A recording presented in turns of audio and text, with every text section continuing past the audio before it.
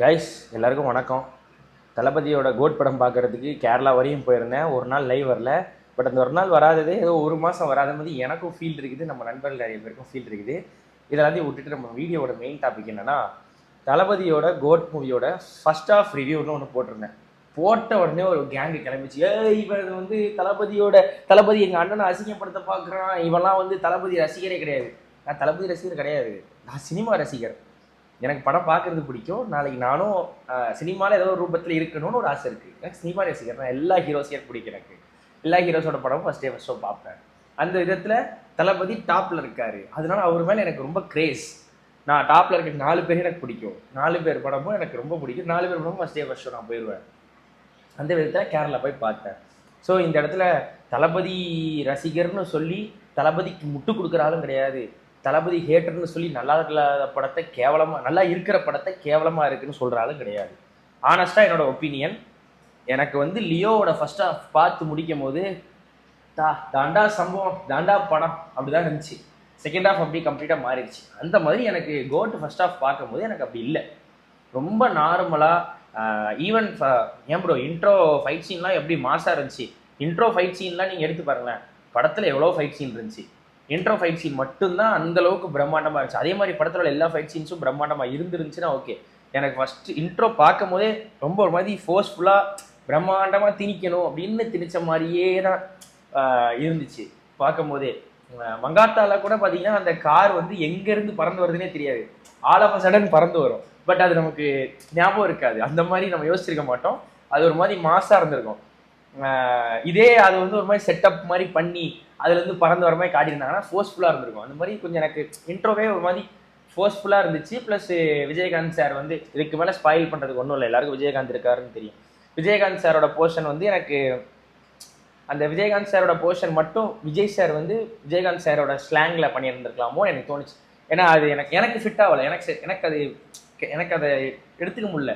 விஜயகாந்த் சாரோட நான் சின்ன பையன்லேருந்து விஜயகாந்த் சார் படம் எவ்வளோ பார்த்து வளர்ந்துருக்கேன், அப்போ என்னால் அதை எடுத்துக்க முடியல. ஃபேஸுமே பார்த்தீங்கன்னா ஒரு மாதிரி ரியலிஸ்டிக்காக இல்லாமல் ஒரு மாதிரி வரைஞ்சி வச்ச மாதிரி இருந்துச்சு. அதனால் என்னால் அதை எடுத்துக்க முடியல. இன்னும் கொஞ்சம் அதில், ஏன்னா அது ஒரு 1.5 நிமிஷம் போர்ஷன், இன்னும் கொஞ்சம் ஒர்க் பண்ணி ரொம்ப ரியலிஸ்டிக்காக காட்டியிருந்துருக்கலாமோ அப்படின்னு எனக்கு வந்து ஒரு ஃபீல் இருந்துச்சு. ஃபர்ஸ்ட் ஹாஃபில் எனக்கு சர்ப்ரைஸ்ன்றது, நிறைய சர்ப்ரைஸ்லாம் இருக்குன்றது, எனக்கு சர்ப்ரைஸ் ஆன ஒரே இடம் இன்ட்ரோல் பிளாக் சீன் மட்டும்தான் எனக்கு வந்து சர்ப்ரைசிங்காக இருந்துச்சு, ரொம்ப சர்ப்ரைசிங்காக இருந்துச்சு. மிச்சம் எல்லாமே ட்ரெய்லர் பார்க்கும் போதும் சரி, நான் ஓரளவுக்கு ப்ரிடிக்ட் பண்ண மாதிரி தான் இருந்துச்சு. அப்படிங்கும்போது எனக்கு ஃபர்ஸ்ட் ஹாஃப் வந்து செட் ஆகலை.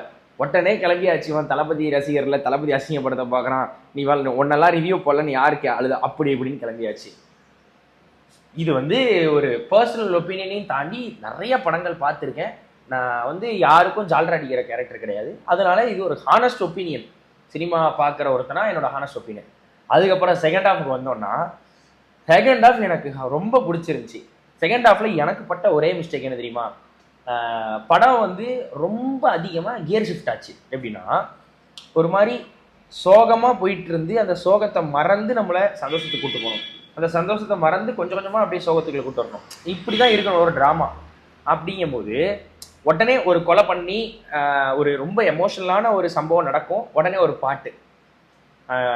பாட்டு முடிஞ்சோடனே அடுத்து பார்த்தீங்கன்னா ரொம்ப ஒரு மாதிரி இன்டென்ஸாக போகும். அடுத்து பார்த்தீங்கன்னா நம்ம எமோஷனல் ஆக்குற மாதிரி ஒரு கொலையோ இல்லை ஒரு இழப்போ நடக்கும், உடனே ஒரு பாட்டு.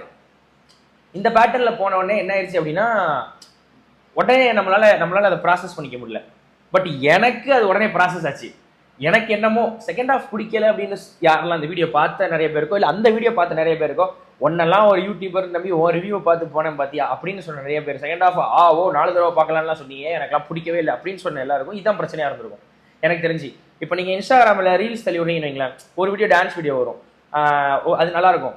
ஒரு வீடியோ வந்து சமையல் வீடியோ வரும், அடுத்த வீடியோ வந்து யாராச்சும் அரகுற ட்ரெஸ் போட்டு ஆடுவாங்க, இப்படி அடுத்த வீடியோ பார்த்தீங்க அப்படின்னா சாமி வீடியோ வரும். இந்த மாதிரி நம்மளோட எல்லா எமோஷன்ஸையும் 30 செகண்ட்ஸ்க்கு ஒன்று அதை மாற்றிக்கிட்டே இருக்கும்.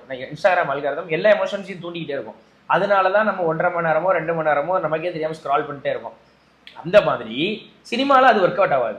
பட் இவங்க அந்த ஃபார்முலா தான் யூஸ் பண்ணியிருக்காங்க.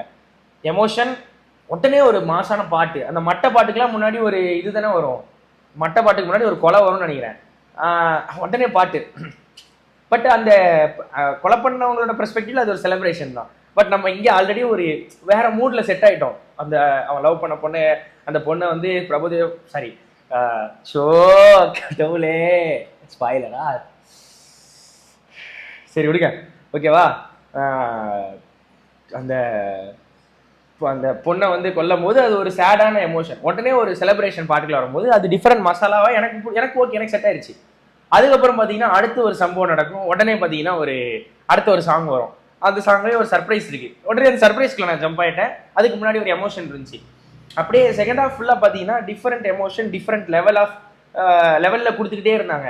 கிளைமேக்ஸில் கூட எந்த ஹார்ட்கோர் தளபதி ஃபேனாக இருந்தாலும் கிளைமேக்ஸில் வந்த அந்த ஒரு பிஜிஎம்முக்கு சலாம் போட்டு தான் ஆகணும். அந்த கிளைமேக்ஸ் அவ்வளோ பயங்கரமாக, அந்த 10 செகண்ட் கிளைமேக்ஸ் அவ்வளோ பயங்கரமாக முடிஞ்சுச்சுன்னா அதுக்கு காரணம் அந்த பிஜிஎம் தான். அப்படிங்கும்போது எனக்கு ஓவராலாக படம் பிடிச்சிருந்துச்சி.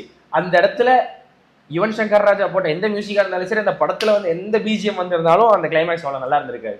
ஈவன் என்னடா படம் முடிஞ்சிச்சு, இவ்வளோ சப்பையாக முடிச்சிட்டிங்களே என்ன இருந்திருக்கும். அந்த இடத்துல கிளைமேக்ஸை எலிவேட் பண்ண ஒரே ரீசன் அந்த பிஜிஎம். அந்த பிஜிஎம்முக்கு அந்த பிஜிஎம் வச்சு நம்ம ஒருத்தரை செலிப்ரேட் பண்ணியிருந்தோம்ல, அவர் தான். அவ்வளோதான் சொல்லணும்னா தலை தான் அங்கே சீனே. தளபதி ஒன்றா சேர்ற அந்த சீன் தான். அந்த பிஜிஎம்மையும் இந்த சைட் தளபதி அந்த கிளைமேக்ஸை முடிக்கிறதும் தான் பார்த்தீங்கன்னா அங்கே சீனே. இது வந்து ஸ்பாய்லராக இருக்காது, நீங்கள் போய் என்ஜாய் தான் பண்ணுவீங்க, நல்லாயிருக்கும் உங்களுக்கு. நான் சொன்னால் இந்த படத்தில் தெரியாமல் 2 சொல்லிட்டேன். மற்றபடி இன்னும் நிறைய இருக்குது, நிறையா உங்களுக்கு ட்விஸ்ட் அண்ட் டர்ன்ஸ்லாம் இருக்குது படத்தில். போஸ்ட் கிரெடிட் சீன்லேயே ஒரு ட்விஸ்ட் இருக்குது, நல்லாயிருக்கும். எனக்கு செகண்ட் ஹாஃப் உண்மையாகவே ரொம்ப பிடிச்சிருந்துச்சி. அண்ட் இந்த படம் வந்து எந்த ரூபத்துலேயும் பார்த்தீங்கன்னா ஒரு மாதிரி தமிழ் படம் அப்படின்னு நீங்கள் சொல்கிற மாதிரி இருக்காது. இப்போ ஒரு புஷ்பா எடுத்தீங்கன்னு வைங்களேன், ஒரு ரூட்டட் தெலுங்கு ஃபிலிம் இல்லைனா ரூட்டடான ஒரு தமிழ் ஃபிலிம்னு உங்களால் சொல்லிட முடியும். வாரிசு எடுத்துக்கோங்களேன், ஒரு ரூட்டட் தமிழ் ஃபிலிமோ இல்லை ரூட்டட் சவுத் இந்தியன் ஃபிலிம்னு உங்களால் சொல்ல முடியும். லியோ கூட நீங்கள் எடுத்துக்கோங்களேன், அது ரூட்டடான ஒரு சவுத் இந்தியன் ஃபிலிம்னு படம் பார்க்கும்போது நமக்கு தெரிஞ்சிடும். ஆனால் கோட் வந்து உங்களுக்கு அப்படி தெரியாது, ஒரு ரூட்டட் தமிழ் ஃபிலிம்னு உங்களால் சொல்ல முடியாது. ஒரு நல்ல ஒரு மாதிரி எப்படின்னா ஒரு ஸ்டாண்டர்டில் இருந்துச்சு படம், ஒரு ஸ்டாண்டர்டில் இருந்துச்சு. படத்தில் எனக்கு பட்டது என்னென்னா, சில இடங்களில் கிராஃபிக்ஸ் ஒர்க், அதாவது இந்த விஜய் சாரோட ட்ரெய்லர்லேயே வந்துச்சு இல்லை, 2 விஜய் வருவாங்க, இன்னொரு யங்கர் விஜய் வருவார். அந்த விஜயோட போர்ஷன்லாம் எனக்கு வந்து கிராஃபிக்ஸ் வந்து ரொம்ப ரொம்ப நார்மலாக டீப் ஃபேக் தான் பண்ண மாதிரி எனக்கு தெரிஞ்சு. அதுக்கப்புறம் விஜயகாந்த் சாரோடதும் டீப் ஃபேக் பண்ணியிருந்தா கூட பெட்டராக வந்துருக்குமோ. அவங்க என்ன அதில் ஒர்க் பண்ண மாதிரி எனக்கு தெரில. ஏதாவது நான் சப்பையாக ரிவ்யூ சொல்லிட்டு போயிடலாம், அவங்களுக்கு தான் முட்டை போடுற கோழிக்கு தான் வெளியே தெரியுன்ற மாதிரி அவங்களுக்கு தான் அது கஷ்டம் தெரியும். பட் இருந்தாலும் நான் 350 கோடி ரூபா பட்ஜெட் ஃபிலிமில் மேபி ஒரு 10 கோடி ரூபா விஜய் சார் சேலரியை கூட காம்ப்ரமைஸ் பண்ணியிருந்திருக்கலாம், இல்லை இன்னொரு 10 கோடி ரூபா பட்ஜெட் கூட இன்க்ரீஸ் பண்ணி இந்த 2 போர்ஷன்லேயுமே இன்னும் யங்கர் போர்ஷன் விஜயோட ஃபேஸ்லேயுமே, ஏன்னா அது வாய் மட்டும் தான் அசையும், உயிரோட்டமே இருக்காது ஃபேஸில். விஜயகாந்த் சார் ஃபேஸ்லேயும் அப்படி தான், ஃபேஸ் ஒரு பக்கம். நம்ம விஜயகாந்த் சாரோட ஆக்ஷன்ஸு, அவரோட பேச்சு விதம், நடை உடை பாவனைகள்லாம் பார்த்து வளர்ந்தாள் நான். இன்னைக்கு தானே விஜய் சார் எல்லாரும் கொண்டாடுறோம். நான் சின்ன பையனாக இருக்கும்போது ரஜினி சார் தான், ரஜினி சாருக்கு ஈக்குவலாக விஜயகாந்த் சார் நின்னாரு. இன்னைக்கு எப்படி விஜய்க்கு அடுத்தது தளபதி இருந்தாலும் அதுக்கு அடுத்த போர்ஷனில் எவ்வளோ பேர் இருக்காங்க, சூர்யா, தனுஷ் எவ்வளோ பேர் இருந்தாலும் எல்லாரோட எக்ஸ்பெக்டேஷனும் சிவகார்த்திகேயன் மேலே பாஞ்சிக்கிட்டு இருக்குல்ல. இந்த அதுக்கு கீழே தனுஷ், சூர்யா, ஷியான் விக்ரம் சார்லாம் வேற லீக், அவர் தனி. இந்த மாதிரி நிறைய ஹீரோஸ் இருந்தாலும் திடீர்னு முளைச்சி திடீர்னு நேரத்துக்கு எல்லா டாப் ஹீரோஸ் கூடயும் நம்ம கம்பேர் பண்ணுற லெவலுக்கு எஸ்கே வராதுல. அந்த மாதிரி அன்னைக்கு இருந்த எல்லா டாப் ஹீரோஸையுமே கம்பேர்லாம் இல்லை, அடிச்சு ஓட விடுற ஆளுன்னா விஜயகாந்த் தான். ஸோ விஜயகாந்த் சாரோட ஃபேஸும் சரி, விஜய் சார் வந்து அந்த பாடி லாங்குவேஜ், அவரோட பாடி லாங்குவேஜ்லேயே கொஞ்சம் விஜயகாந்த் சாரோட பாடி லாங்குவேஜ்லேயே கொஞ்சம் பண்ணியிருந்துருக்கலாம். எனக்கு அது ஃபிட்டே ஆகல சுத்தமாக. மூஞ்சி ஒரு பக்கம் விஜயகாந்த் சார், பாடி வந்து விஜய் சாரோட பாடி மாதிரி, அது என்னால் எடுத்துக்க முடியல. அதனால எனக்கு ஃபர்ஸ்ட் ஹாஃப் எல்லாமே எனக்கு கொஞ்சம் ஒரு மாதிரி ரொம்ப நார்மலாக ரொம்ப ஓகேவாக இருந்துச்சு. செகண்ட் ஹாஃப் எனக்கு பிடிச்சிருந்துச்சி. இதுதான் ரிவ்யூ. இதுக்கு நடுவில் வந்து அதான் யூடியூப்பில் இது ஒரு பெரிய பிரச்சனை இருக்குது. நீங்கள் அரசியல் ரீதியாக வீடியோ போட்டிங்கன்னா இவன் சங்கி, அவன் காவி, அவன் இது, அவன் அதுன்னு பிராண்டிங் பண்ணிடுவாங்க. சினிமா ரிலேட்டடாக வீடியோ போட்டிங்கன்னா எங்கள் அண்ணனை பற்றி உனக்கு என்னடா தெரியும், எங்கள் தலையை பற்றி உனக்கு என்னடா தெரியும் அப்படின்னு பிராண்டிங் பண்ண ஆரம்பிச்சிடுவாங்க.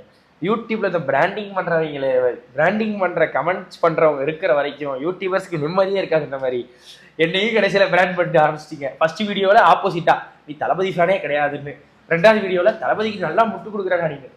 எனக்கு அது 2மே பிரயோஜனம் இல்லை. நான் ஒரு நல்ல பியூட்டிஃபுல் எக்ஸ்பீரியன்ஸ்க்காக கேரளா போயிருந்தேன். எனக்கு ஒரு சேஞ்ச் தேவைப்பட்டுச்சு, போயிருந்தேன், வந்துட்டேன். அவ்வளோதான். திருப்பி பிஜிஎம் ஸ்ட்ரீம் பண்ண போகிறேன். That's all.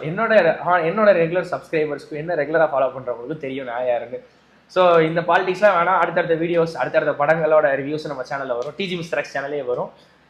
விளாகாக இருந்துச்சுன்னா ஜஸ்ட் டிஜியில் வரும். ரிவ்யூவாக மட்டும் இருந்துச்சுன்னா இந்த சேனல்லே நான் போட ட்ரை பண்ணுறேன்.